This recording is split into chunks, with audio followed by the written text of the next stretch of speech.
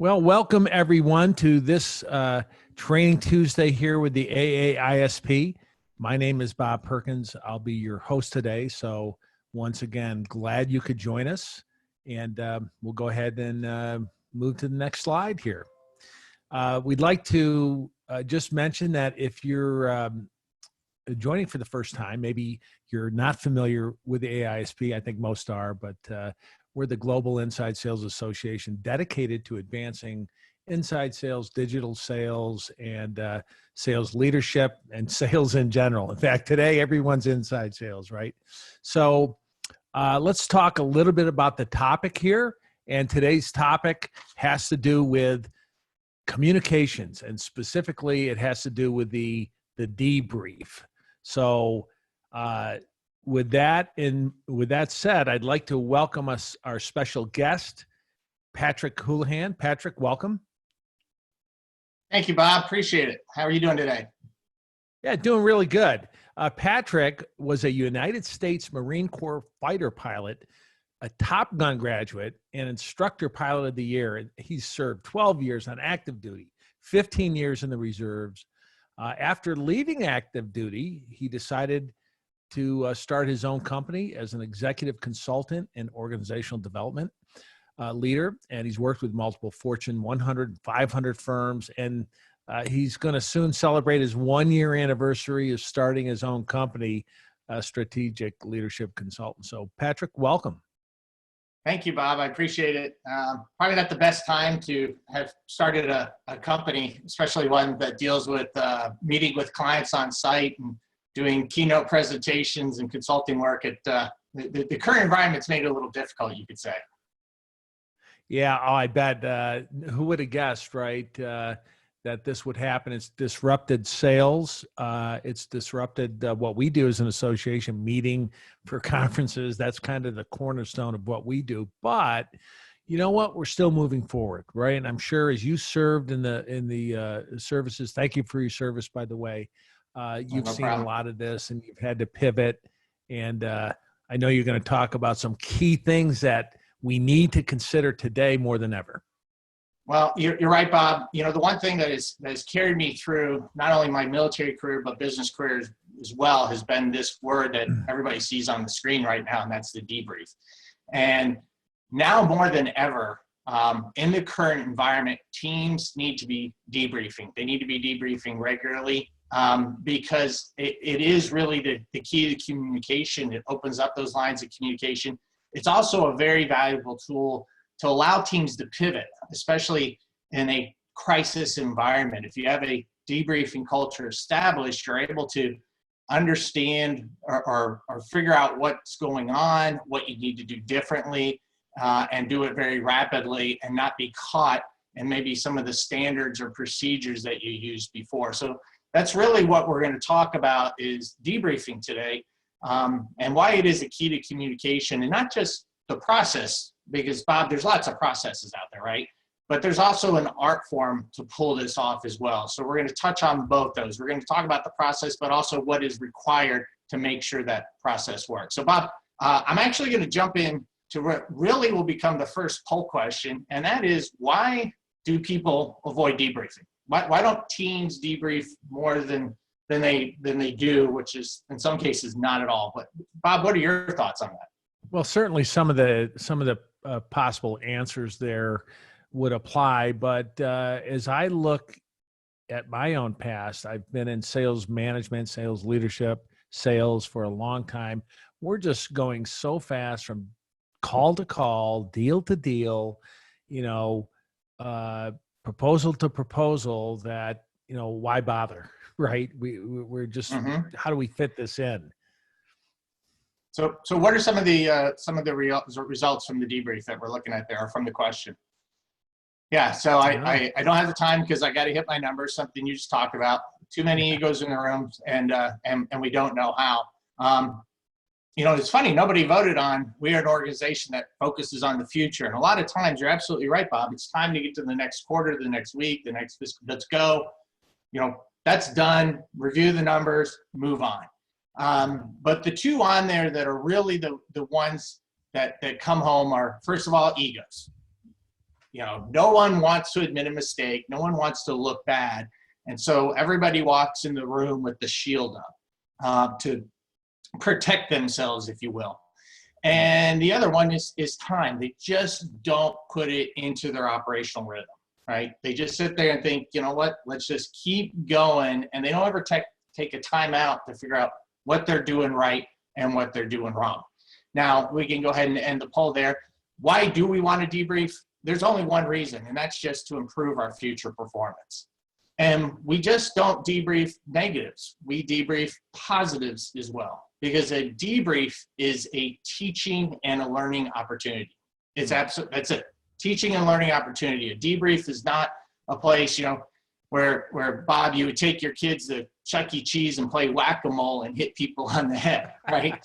That's not the purpose. It's to teach, it's to learn, it's to share an experience and to move on, but do it in a safe environment. So I started thinking about it. I'm like, as a fighter pilot, the first day I walked in the door, we were debriefing. It was just something I grew up with, if you will. And it's cured me all the way through. And I started thinking, where does everybody else learn about debriefing? So I went to that one source we all know, which is Webster, and went, well, what is Webster's definitions? And the first definition they came up with was a debrief is something to interrogate someone such as a pilot, usually upon return as from a mission, in order to obtain useful information.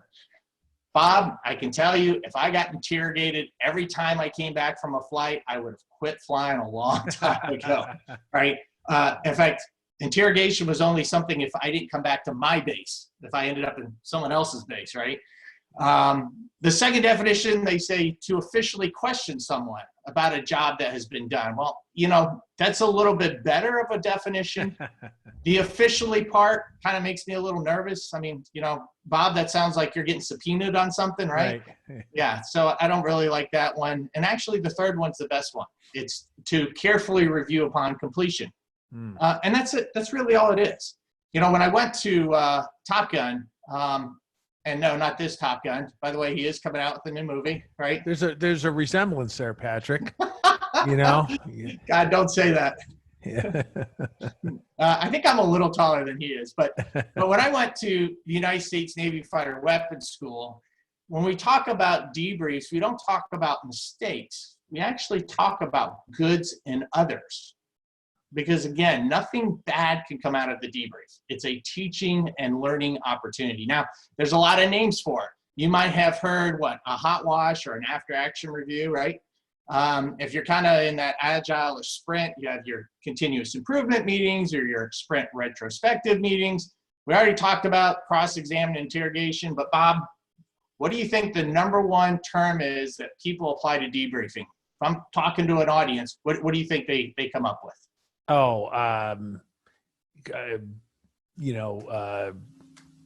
Assessment, questions. I don't know. I'll give you this. It's something that you probably never want to attend or be alive for if you do. Never want to attend or be alive for it, yeah. I'm sure some people have probably typed it into the chat, right? How about this one? We're going to have a post-mortem. Yeah. Yeah. I mean, who wants to go to a post-mortem? I don't, right? So let's just all agree we're going to get rid of those bottom three, okay? Now, I'll tell you why I like this word. First of all, by trade, I'm a fighter pilot. Debrief is a short word. It's only 2 syllables, and it means a lot. And when you're traveling 10 miles a minute, words have great impact. The other thing, and probably the most important one, is that if you can spell the word debrief, then you know what the process is. And that's what we're going to talk about today, and then some of the nuances in that. So by the way, Patrick, letter? Yeah. Sorry, I'll just remind everyone, sorry for interrupting. We had a great chat come in, so please feel free to use your chat. Ask a question, make a comment. We'll keep this engaging and collaborative. Thanks. What was the chat? Oh, it was just the postmortem. They got the word right. Oh, they got the word right. Okay. Yeah. Give that person a freebie somewhere. So first one is you got to decide to debrief. We'll talk about that. You got to have the right environment. Third step is just brief the results. And we'll get into that just a little bit because sometimes that's difficult. You do a root cause analysis, not a review. identify best practices, execute on them, and then follow up, and just not on the best practices, but with the team itself, and we'll get into that as well. So let's go ahead and start talking about this. First of all, we talked about, and it was in that first poll question, teams don't debrief because they just don't put it in their cycle. You know, it's kind of like the dog who caught the car. What do I do now, right? They're just go, go, go, and they don't take a time out to figure out what they're doing right and wrong. So you have to put debriefing into your operational cycle, and you do that by deciding the date, time, location, and participants. Now, Bob, I get asked, you know, great talk on debriefing, but when do you think we should debrief? You know, my company. Well, you know, everybody out there, you know your organization, your team better than anybody else, okay? But here are just some ideas. End of a project, an initiative, a shift, a week, a month, a quarter, a fiscal year, a gain client, a lost client, a milestone reached or missed. And there are many different reasons. The point is that this is the plan, here's the timeline, and then this is when we're going to debrief. Now, if it's a very long project, you may not want to wait to the end, because there are milestones or decision points up towards the beginning that you could have these debriefs and have writer corrections. The point is, make a time, fit it into the schedule, because it's critically important. How do you debrief? I would advocate, well, at least 2 months ago, I would advocate as much as possible, all debriefs need to be in person. There's something about just having people in a room. Okay, not doing that anymore, so we're all on Zoom. I've done Zoom debriefs or WebEx debriefs before, and it's not impossible, and they are still effective. I've seen them done at a time clock, in a break room. I've even seen them on the bed of a pickup truck at a construction site at the end of the day. That was their debrief location. The point is, everybody knows who, where it is and what time it is. You know, and then Patrick, the last thing is, Bob, have you ever been in a meeting and you didn't know why you were there? More often than I'd like to admit. Yeah, and I bet you if I asked everybody out there in Zoom land to raise their hand, everybody's got their hand up in the air and they're nodding right now going, yeah, I don't know why. So look, don't invite people who don't need to be there. If you can't task somebody to talk about something significant or to add value to the debrief, then don't bring them. How do you know who to bring? Just go back to your plan and look at the execution part and see who actually had a piece in that and has something to add. So the second step in that, and probably the most important, is setting the right environment. It's got to be an honest, open, and safe environment. And I actually did that in reverse, and it is on the screen. But the leader has to set that, okay? You can't just expect everybody to come in the door and feel like, oh, we can just talk about everything. And the way the leader does that is they're introspective first. And what I mean by that is they talk about their mistakes first prior to bringing up anything else. And then they ask for feedback. So if I were running a project, maybe I would sit there and say, you know what, I gave the goal, but I didn't tell everybody what our desired effect was. And that was a miss on me and something I need to do. What do you have for me? And the whole purpose of that is to level the playing field, because in the military, we definitely got rank structure, right? We wear it on in the business world. We put VP or director on our business cards. Everybody knows the rank structure. Let's level the playing field so that people feel honest and open. Now, Bob, I got a question for you, or anybody in the audience too, through chat. Who can you tell me who this individual is? Looks like a young Ben Carson. No, I don't know. No, not a Ben Carson. This gentleman was actually the administrator for NASA for 8 years under President Barack Obama. Prior to that, he was the 3rd Marine Aircraft Wing General, which is basically, in civilian terms, like being the CEO or maybe the president of sales.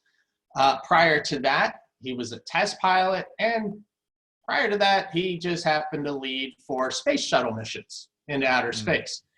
Well, when I was a young captain, the general, General Bolden is who it is, would come down and fly with the squadrons from time to time, and he happened to be in one of my flights. Now, to put that in perspective, that's like being in sales and having the president of sales come in and go, not only am I going to go on the sales, I'm going to participate. I'm going to be your teammate on this particular call. Okay, so you know, you got to imagine my stress level was way up here. So we go out, we do the flight, we come back, we're in the debrief. Now the general doesn't fly that much anymore. He's a great pilot, but maybe a little rusty, and he made a couple mistakes. And so I'm sitting there thinking, how do I bring this up? How do I call out the general who could, my ultimate boss's boss and go, sir, you made a mistake. Yeah. The point is I didn't have to, because when we got in the debrief, General Bolden immediately fessed up to they weren't big mistakes, but they could have gotten a shot, right? But he was willing to fess up and bring them out without me even having to say anything. And it really made an impression on me that who am I to not bring this up, okay, throughout the rest of my career. So when I became an instructor, I would put in the students' tapes, watch their performance, and then I would put in my own and have the students debrief me. Nice. Okay, so that's what we mean about leveling the playing field. Now, once the debrief was over, he was still General Bolden. The students were still students, and I was instructor. But in the debrief, we were all on the same team, and it's about teaching and learning and improving. Yeah, I love it. There's no artificial levels. One person, because they have rank and experience, should not be viewed any differently or better or less than or better than the other. Right. And actually experience can be a danger, because sometimes we're biased by our own experience. You got it. And we don't see things from different views. I've actually had students teach me some of the best things. That's great. Even as instructor, after graduating from Top Gun, I was still learning. So that's the environment, and that's why that step is so critical, but the leader has to set that.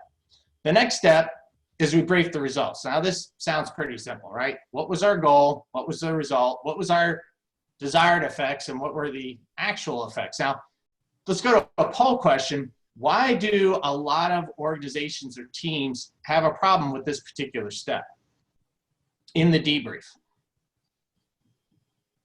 How about you, Bob? Any ideas? Yeah, I've done quite a bit of this after like a campaign. We may have a campaign week, a blitz day, and we come together. Hey, how did it go on the phone? And I think part of this is going back to the ego a bit. Maybe they didn't meet their goals and they wanted to get a little defensive.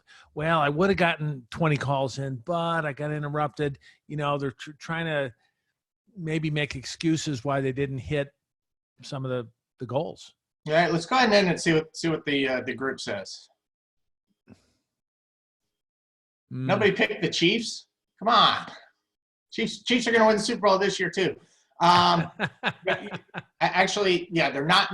The top three are really very similar. Okay, it didn't line up with the strategic direction. They weren't in a smart format. In other words, they weren't specific, measurable, relevant, and time bound, right? Or somebody didn't know what to do in the first place. A goal of let's increase sales is going to be hard to debrief, because as many people as get that goal, there are that many different opinions of what that means.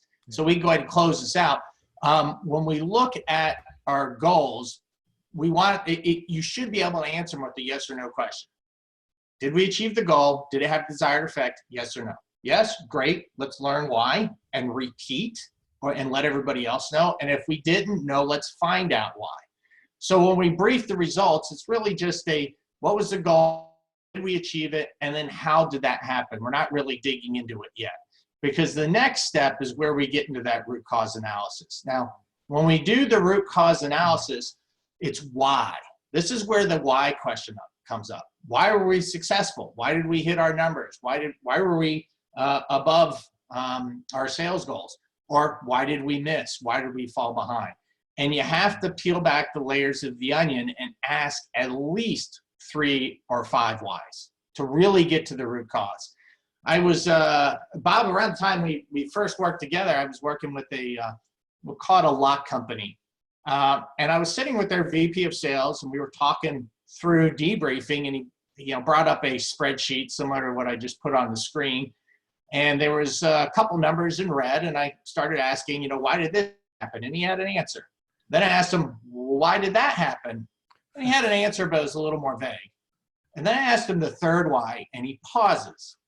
And he kind of looks down, and he looks up at me and goes, we don't debrief to the level that you're talking about, okay? Yeah. Don't get caught reviewing. Anybody can review the numbers, right? Anyone. The janitor can review the numbers. It's right there in the spreadsheet.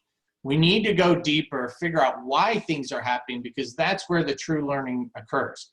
If we just review the numbers, all we're going to do is go out there and repeat the same actions and activities expecting different results. And what's that a definition of? Insanity. Yeah, it's insanity. Now, maybe not this insanity, right? but it is insane. Okay, so we need to dig deeper so we can identify and develop the best practices. Okay, and those are generated from the root causes. Now, these could be a change of procedure. It could be something that generates future action steps. When you go through this root cause analysis, it can even inform what your next goal is that you're going to go after. Right. The key to this is that you want to write your best practices in such a way that individuals who are not in the room can pick up the piece of paper, find it on the computer, read through what you came up with, and clearly understand what needs to change. Okay. As a pilot, those become our SOPs and our standards, right? So when we train, you know, I had no flight time, no experience before I ever went in the Marine Corps inside an airplane.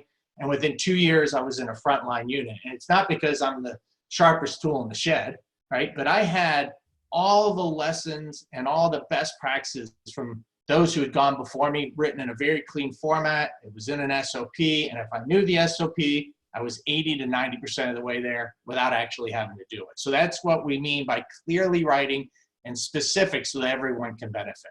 Okay. Once we've identified those, we got to sit there and spread them out. Now, what do you notice about this particular slide, Bob? Well, you're kind of looking in a rearview mirror, right? So right. And how's the rearview mirror look? Pretty clear. Yeah, it's clear. Okay. So the fog, the front windscreen is kind of foggy. You know, we're not really sure, but the rearview mirror is clear. They say hindsight's 20/20. Why is it 20/20? Because of experience. And what we want to do is spread that experience so that rear view mirror actually becomes as big as the front windscreen. That's the intent. And oh, by the way, this is for the old dogs on the team. This is if you bring in somebody new. I mean, if you could ramp somebody up and give them 10 years worth of experience, imagine what that does for the organization and for the team as a whole. You don't have to say, you know, Bob or Sally, they're new, they'll figure it out. Now, let's help them figure it out because it makes life easier. So when we execute against the best practices, we're going to share them up and down and sideways throughout the organization, okay? We're going to make sure that we execute on those developed action steps, and we're doing that really, as I just said, to increase experience and accelerate learning across the board. Don't go through this debrief process and then leave it at the door, okay? You got to take it out of that boardroom. You got to take it off that Zoom meeting, and you got to put in that little extra effort to share it with everyone else on the team, okay? Now, probably the last one, but outside of the environment, and this is down to that art form, that leadership, is what we do when we follow up, okay?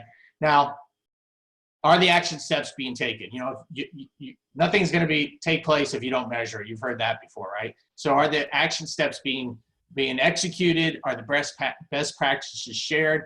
But probably the most important one is that final bullet point there.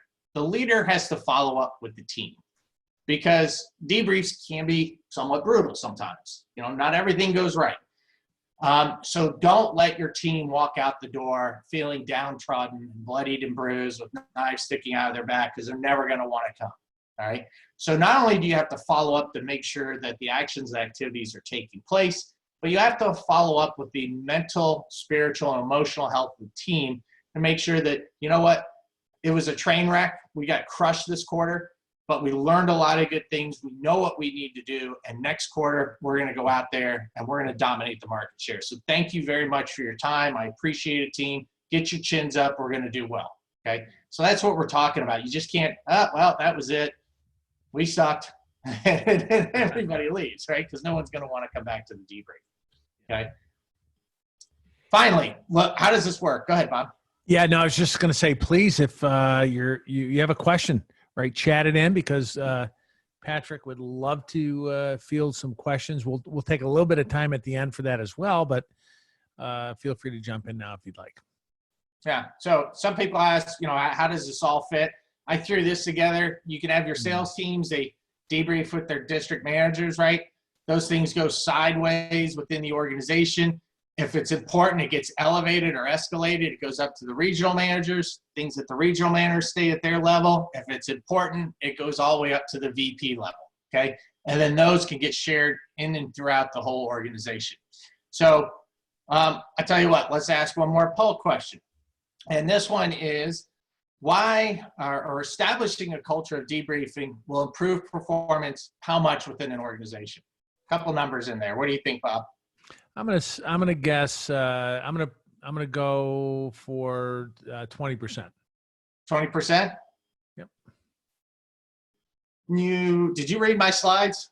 No, I didn't. I think the trick question is 47 because it's an odd number, so that's a real statistic. But I'm guessing 20.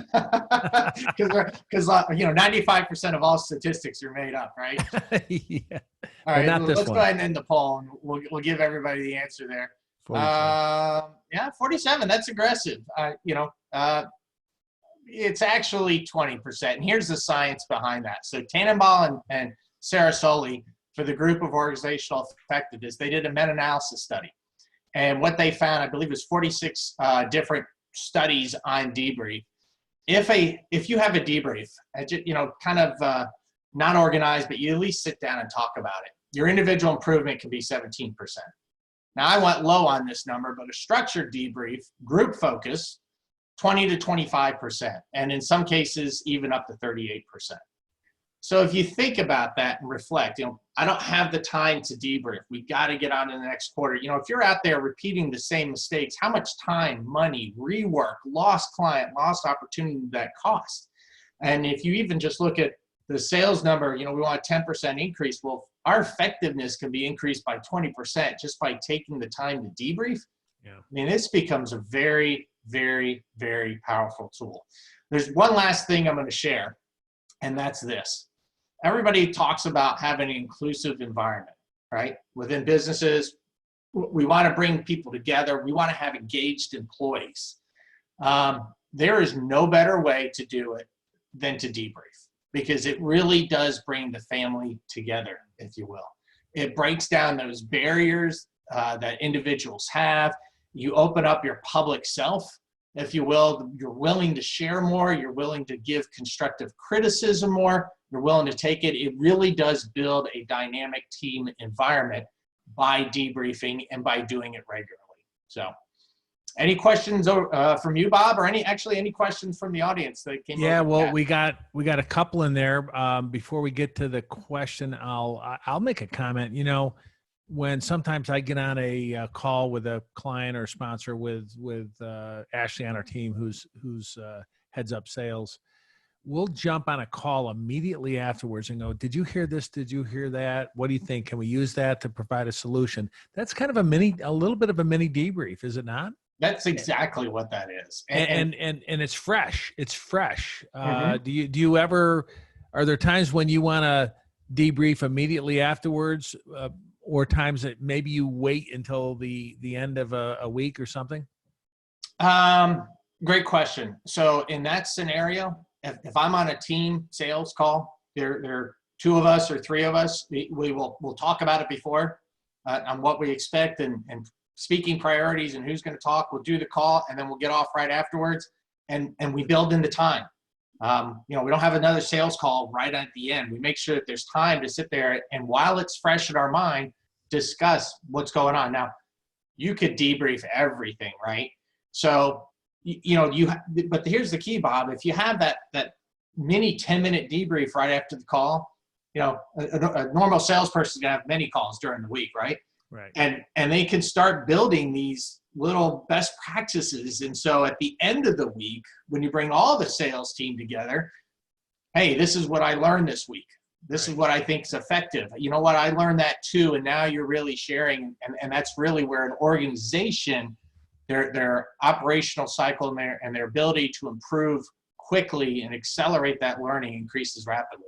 Great. Well, let's take just a minute remaining. If you want to go to the Q&A slide there, we'll just keep the line open, the chat line, for any other questions. Here's some contact information. Please, if you'd like to continue this discussion, or Patrick can help in any way, there's his contact information. There was one that came in earlier here. I missed it. let's say you're a sales rep, right? How do you, if you're lower in rank, how do you kind of get your leader to maybe see the value of a debrief? How do you push debrief uphill? There you go. That is really hard to do. It's hard to quote unquote manage up, if you will, right? The best thing, I mean, if I am a frontline, bottom of the rung salesperson, I can influence the people on my team. So I get together with 3 other people that are at my level. Yes. And I say, this is a good leadership question. There are leaders of teams and there are leaders on teams. Okay. So you can be a leader on a team without the rank. Right. And so for that individual, I would grab a couple other your workplace counterparts and go, let's debrief. Get the best practices that come out of that. You go back to your leader and go, we held a debrief and this is what we learned. And that's you can't deny the results. You're coming up with best practices. You're telling the leader what you need in terms of training, and you've come together. And leaders got to be completely absent-minded not to pay attention. So that is one way to do that, is that the effectiveness of it will prove its point, and that way you can push it up. I love this. That reminds me of something that I've always taught, and that is proactivity, right? That is being proactive versus reactive, right? Taking your own future better state development into your own hands. Get together as a group, couple of peers, ideally get at least one really high performing rep in there, right? Maybe one that's struggling. But yeah, that's great. Any other questions? We'll just give it a few more seconds. If not, we certainly want to thank Patrick for doing a great job, a really outstanding topic here that we should all implement. Let's all try to implement this going forward. And then thank the attendees. If you haven't gotten out to an AAISP, to our website, we have largely opened up resources to the entire global sales community, whether you're a member or not. So get out there. There's loads of stuff on working from home, working virtually. We have special training now, working virtually, to help salespeople that are now grounded at home for who knows how long. So thanks again, everyone. Patrick, thank you so much. Thank Jen, you. I appreciate in the it. background, thank you. Bye-bye, everyone. Good Take selling. care. Take care.